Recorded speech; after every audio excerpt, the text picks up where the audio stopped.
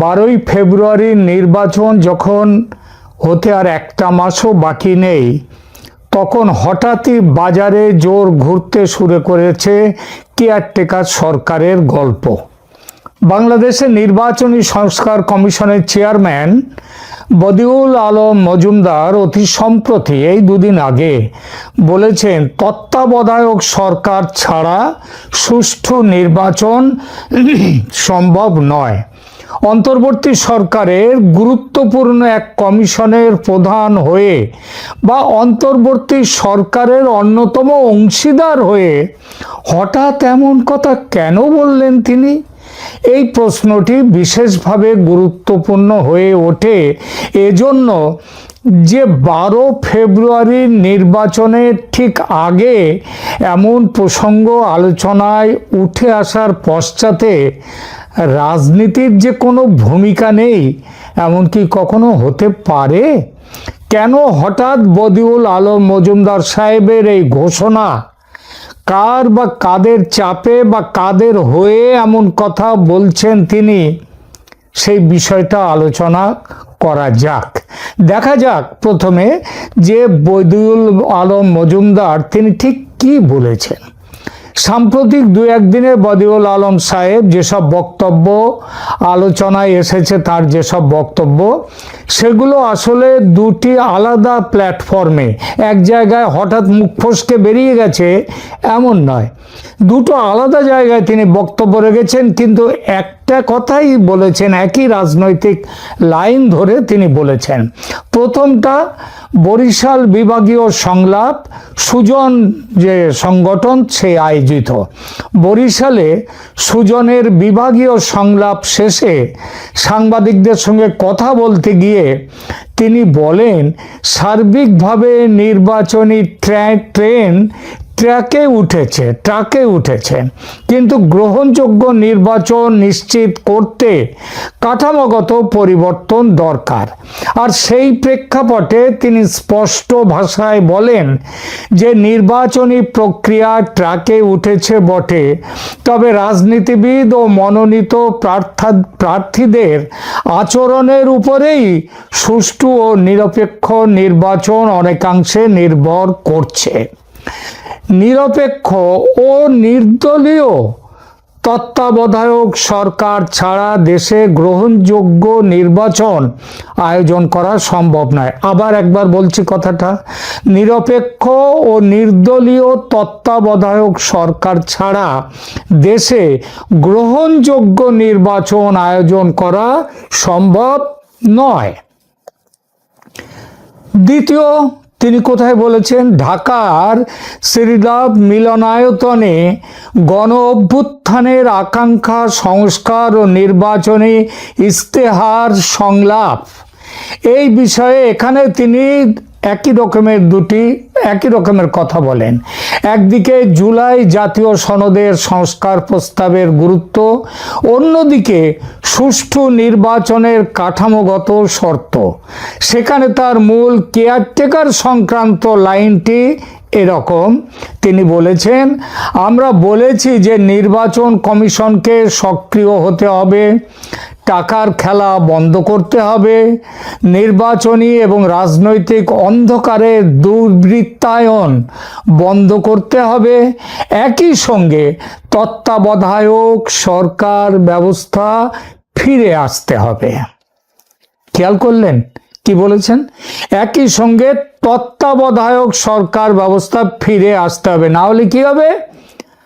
তাহলেই সুষ্ঠু নির্বাচন হবে।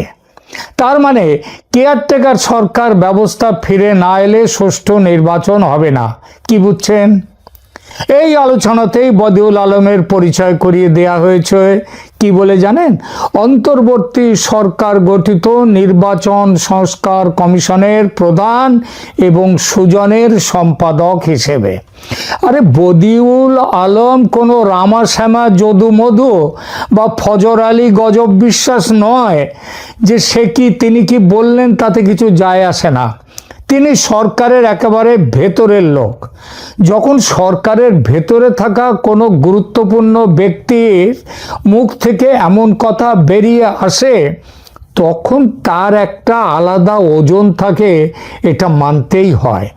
এটাও মানতে হয় সরকারের কোনো না কোনো মহলে বিষয়টা চর্চার মধ্যে আছে। এমনকি চর্চা যে আছে, এই বিষয়ে চর্চা যে হচ্ছে, সে তো মোহাম্মদ ইউনূস পর্যন্ত স্বীকার করেছেন দুদিন আগে। সফররত দুই মার্কিন কূটনীতিকের সঙ্গে বৈঠকের পর ইউনূস নিজে বলেছেন, আওয়ামী লীগ ভুল স্বীকার করে নিলে রিকনসিলিয়েশন সম্ভব। অর্থাৎ আওয়ামী লীগ যদি বলে তারা ওই সব ফ্যাসিস্টের কাজ করেছে বলে ভুল স্বীকার করে, তাহলে রিকনসিলিয়েশন, তাদেরকে ক্ষমা করা, তাদের সাথে যোগাযোগ করা, তাদেরকে ক্ষমা করে দেওয়াটা সম্ভব। এবং এই ক্ষমা করার কি পরিণাম, সেটা হচ্ছে ভোটের মুখে, ভোটে তাহলে আওয়ামী লীগকে অংশ নিতেও দেওয়া হতে পারে। হঠাৎ ভোটের মুখে এসে ইউনূসের মুখে আওয়ামী লীগের এই চর্চা কেন? কেন এই চর্চা? এর দুটো কারণ, দুরকম। একটা কারণ, কেয়ারটেকার সরকার গঠনের কথা তুলে 12ই ফেব্রুয়ারির নির্বাচন পিছিয়ে দেওয়া যায়। জামাত ও এনসিপি এত তাড়াতাড়ি নির্বাচন অনুষ্ঠিত করার বিরোধী। তাদের দলে আছেন স্বয়ং ইউনূস ও তার সহ উপদেষ্টাগণ। নির্বাচিত না হয়েই তারা আরও 5, 10 বা 50 বছর ক্ষমতায় থাকতে আগ্রহী। এটা আমার কথা নয়, বলেছেন স্বয়ং ইউনূস। সুতরাং 12 ফেব্রুয়ারির নির্বাচন বাতিল বা স্থগিত হলে তাদের এই মুহূর্তে গদি ছাড়ার প্রশ্ন উঠবে না। কেয়ারটেকার সরকার তারপরে গঠিত হলে তবে আসবে গদি ছাড়ার প্রশ্ন। আর এখানেও একটা বড় একটা সম্ভাবনা আছে, যদি পর্দার পেছনে ইউনূস সাহেব তার বড় মাঠের বড় খেলোয়াড় পরিচয়ে, আন্তর্জাতিক খেলোয়াড় পরিচয়ে ঠিক মতো খেলতে পারেন, তাহলে নানান অছিলায় কেয়ারটেকার সরকার গঠনের প্রক্রিয়া 2-4 বছর টেনে নিয়ে যাওয়া কোনো বড় ব্যাপার নয়, হতেই পারে। আর নিজেকে তো তিনি ইতিমধ্যে নিরপেক্ষ কেয়ারটেকার সুলভ সরকার বলেই দিয়েছেন, যার জন্য আদালত তার রায়ে, কি চমৎকার রায় আদালতের, কেয়ারটেকার ব্যবস্থা চালু করলো বটে, তবে সেই চালু করা কেয়ারটেকার ব্যবস্থা অনুযায়ী নির্বাচন হবে 2026-এর ভোটে নয়, এর পরের নির্বাচন থেকে। কারণ ইউনূস তো নিজেকে নিরপেক্ষ কেয়ারটেকার সরকারের মতোই বলেছেন। সুতরাং কেয়ারটেকার সরকারের ফ্যাকড়া তুলে নির্বাচন স্থগিত হলে ইউনূস, জামাত, এনসিপি ইত্যাদি সরকারপন্থী দলগুলোর খুব সুবিধে, তারা ক্ষমতায় থাকবে। আর জেতার জন্যে এখন ওইসব ব্যালট পেপার নিয়ে, পার্টিকুলারলি ওই যে পোস্টাল ব্যালট নিয়ে যেসব কর্মকীর্তির খবর পাওয়া যাচ্ছে, এবং যেভাবে ভোটে বুথ দখল করে ভোট হবার কথা ভাবা হচ্ছে, সেটা তো শেখ হাসিনার আমলের চেয়েও আরো খারাপ জায়গায়। তো এটা হলো একদিকের গল্প, কেন চাইছে কেয়ারটেকার সরকার। এর বাইরে আরেকটা গল্পও আছে, সেটা হলো বিশ্ব রাজনীতির চাপ। 13ই জানুয়ারি 2026 তারিখে যুক্তরাজ্যের 4 জন প্রভাবশালী MP, Bob Blackman, Jim Shannon, Jas Athwal, Chris Law, এরা একটা যৌথ বিবৃতি প্রদান করেছেন।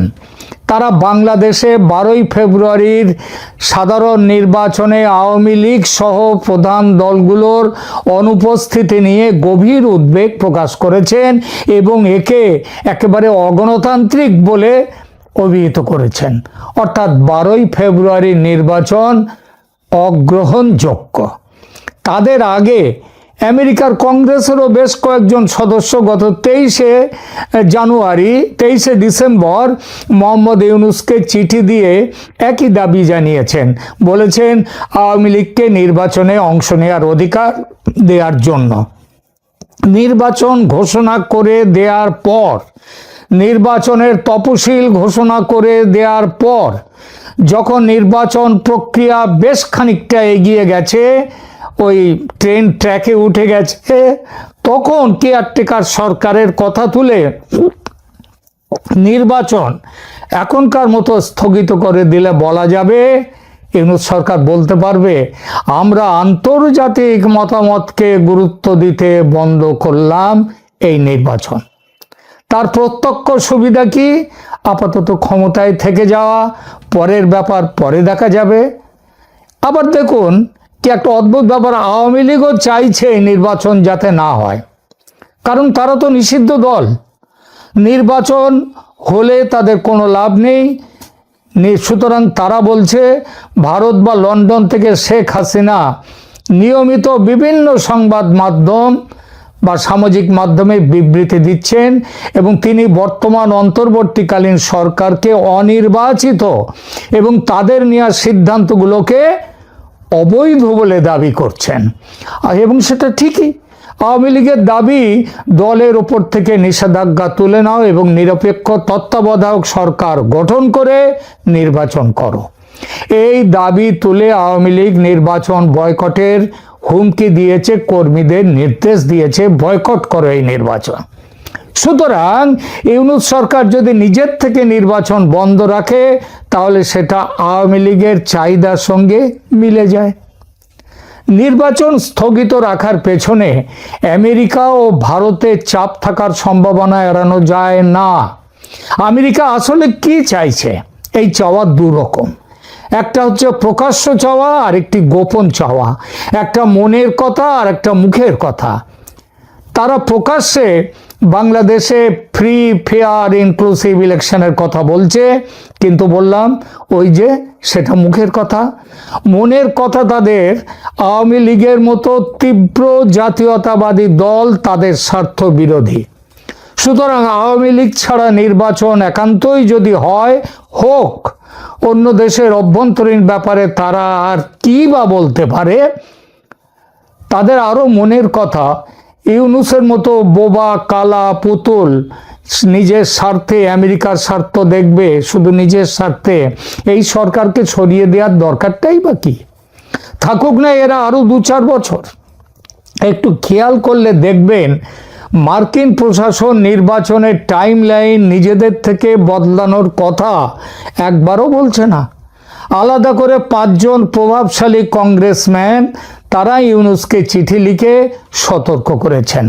তারা বলছেন পুরো একটা দলকে ব্যান করলে বিপুল ভোটার ডিসএনফ্র্যাঞ্চাইজিস হবে, অর্থাৎ তারা ভোট দিতে আসবে না, এতে নির্বাচনের বৈধতা নষ্ট হবে। ইউনূসের সরকারের ভেতরের মানুষ বদিউল আলম তাই এই সুযোগটা নিয়ে নির্বাচন স্থগনের প্রস্তাব রেখেছেন ঘুরিয়ে, কেয়ারটেকার সরকারের কথা তুলে। বাংলাদেশের নির্বাচনে ভারতের স্টেক যথেষ্ট। ভারত কি চায়? পৃথিবীর সব দেশের আগে ভারত প্রথম দাবি করেছিল বাংলাদেশে একটা ফ্রি ফেয়ার অ্যান্ড ইনক্লুসিভ ইলেকশনের। ভারত বহুবার বলেছে যে মোহাম্মদ ইউনূসের অবৈধ ও অনির্বাচিত সরকারের সঙ্গে কোনো দ্বিপক্ষীয় বার্তালাপে তারা যাবে না, এখনো যায়ওনি। বাংলাদেশের মানুষের ভোটে যে দল ক্ষমতায় আসবে তার সঙ্গেই দ্বিপাক্ষিক ও সুপ্রতিবেশী সুলভ সম্পর্ক তৈরি করবে ভারত। এ কথাটা ভারত একবার নয় বহুবার বলেছে, কিন্তু এটা সর্বাংশে সত্যি এমন নয়। এখানেও মুখে আর মনে কিছু আলাদা কথা আছে। আওয়ামী লীগ তাদের ঐতিহ্যগত মিত্রস্থানীয় দল, মিত্র। শেখ হাসিনা দিল্লির অতিথি, এই তুলনায় বিএনপি সেই জায়গাতে তো নেই। তবে হ্যাঁ, মোটামুটি ঠিকঠাক আছে বিএনপি, কিন্তু কোনো অবস্থাতেই বিএনপি জামাতকে ভারত সহ্য করবে না। সেজন্যেই আওয়ামী লীগের অনুপস্থিতিতে বিকল্প হিসেবে বিএনপির সঙ্গে যোগাযোগ তৈরি করেছে ভারত। কিন্তু তা সত্ত্বেও ভারত চায় নির্বাচন হোক আওয়ামী লীগকে নিয়ে। তার জন্য নির্বাচন যদি পিছিয়ে যায় আপত্তি নেই ভারতের। আর যাই হোক, ফেব্রুয়ারির মধ্যে ভোট করতেই হবে এমন কোনো ডেডলাইন কিন্তু কখনো বলেনি ভারত। আর এসব নানান কারণেই ভোট স্থগিত করার জন্য ইউনূস সরকারের ভেতর থেকেই কেয়ারটেকার সরকারের কথা তুলে দেওয়া হচ্ছে।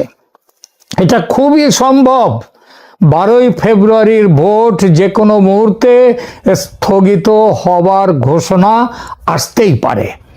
বাংলাদেশের নির্বাচনী ইতিহাসের তফসিল ঘোষণার পরও নির্বাচন স্থগিত বা পিছিয়ে দেওয়ার ঘটনা বেশ কয়েকবার ঘটেছে। এর মধ্যে সবচেয়ে আলোচিত ঘটনাটি ঘটেছিল 2007 সালে, যা ইতিহাসে 1/11 নামে পরিচিত। বাংলাদেশের নির্বাচনী ইতিহাসে এটাই সবচেয়ে নাটকীয় ঘটনা। নবম জাতীয় সংসদ নির্বাচনের ভোট গ্রহণের তারিখ সেবার নির্ধারিত ছিল 2007 সালের 22শে জানুয়ারি। তখনকার রাষ্ট্রপতি ও প্রধান উপদেষ্টা অধ্যাপক ডক্টর ইয়াজউদ্দিন আহমেদ নির্বাচনের তফসিল ঘোষণা করেছিলেন। বিরোধী দলগুলোর তীব্র আন্দোলনের মুখে ভোটার তালিকায় প্রায় 1,40,00,000 ভুয়া ভোটার তোলার অভিযোগে এবং নির্বাচন কমিশনের নিরপেক্ষতা নিয়ে চরম বিতর্ক তৈরি হয় তখন। ফলে 11ই জানুয়ারি 2007 দেশে জরুরি অবস্থা ঘোষণা করা হয়। ডক্টর ইয়াজউদ্দিন আহমেদ প্রধান উপদেষ্টার পদ থেকে ইস্তফা দেন এবং ফখরুদ্দিন আহমেদের নেতৃত্বে নতুন তত্ত্বাবধায়ক সরকার গঠিত হয়। ফলে নির্ধারিত 22শে জানুয়ারির নির্বাচন স্থগিত হয়ে যায়। মাত্র 11 দিন আগে বাতিল হয় সেবারের ভোট। সেই নির্বাচন প্রায় 2 বছর পিছিয়ে যায় এবং শেষ পর্যন্ত 2008 সালের 29শে ডিসেম্বর অনুষ্ঠিত হয়। কেয়ারটেকার সরকারের নির্বাচনে, সেখানে আপনারা জানেন শেখ হাসিনা সেই নির্বাচনে যেতেন। তিনি তার নির্বাচনে গড়িমসি করার জন্য নির্বাচন অনুষ্ঠিত করতে ক্রুদ্ধ হাসিনা ক্ষমতায় এসে কেয়ারটেকার সরকার ব্যবস্থা সংবিধান থেকে তুলে দিয়েছিলেন, এমনি তুলে দেননি। বর্তমানে যে 2026 সালের 12ই ফেব্রুয়ারি নির্বাচনের দ্বার প্রান্তে আছে বাংলাদেশ, এখানেও সম্প্রতি একটি আংশিক স্থগিতের ঘটনা ঘটেছে। পাবনা 1 এবং পাবনা 2 এর নির্বাচন কিন্তু স্থগিত করেছে নির্বাচন কমিশন, যদিও তারা বাকি 298টি আসনে নির্বাচন হবে বলে চলেছেন এখনো। তফসিল ঘোষণার পর নির্বাচন স্থগিত হওয়া একটি অস্বাভাবিক পরিস্থিতি। সাধারণত 3টি কারণে এটি ঘটে। একটা প্রাকৃতিক বড় দুর্যোগ ছাড়া আর যে 2টো কারণ আছে, এই 2টো কারণই এখানে খাটে। কি কারণ? প্রথমত রাজনৈতিক সংকট বা জরুরি অবস্থা।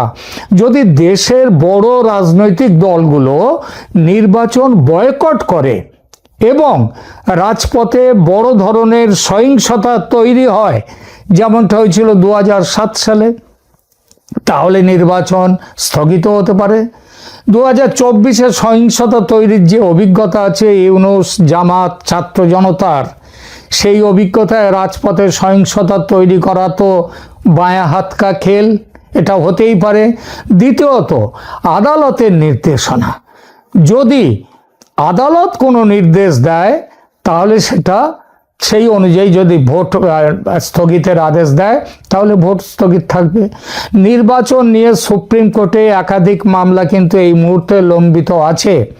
এই তফসিলের বৈধতা চ্যালেঞ্জ করে সুপ্রিম কোর্টের আইনজীবী ইউনুস আলী আকান্ত সমেত কয়েকজন একাধিক রিট করেছেন, যেখানে কেবল একই দিনে নির্বাচন, গণভোট নয় বরং তত্ত্বাবধায়ক সরকার গঠন করে নতুন তফসিল ঘোষণার নির্দেশনা চাওয়া হয়েছে। সেই মামলা কিন্তু এখনো লম্বিত। আবার গতকাল হাইকোর্টে সুপ্রিম কোর্টের প্রবীণ আইনজীবী মোহাম্মদ মাহমুদুল হাসান এক মামলা দায়ের করেছেন। মামলায় তিনি দাবি করেছেন লুট হওয়া অস্ত্র, মানে গত বছর 2024-এর জুলাই অভ্যুত্থানে লুট হওয়া অস্ত্র উদ্ধার না হলে নির্বাচন অবাধ ও শান্তিপূর্ণ হওয়া অসম্ভব। সুতরাং অনির্দিষ্টকালের জন্য স্থগিত হোক নির্বাচন। তত্ত্বাবধায়ক ব্যবস্থার সাংবিধানিক অবস্থান নিয়ে আইনি বিতর্কও উঠে গেছে। 2011 সালের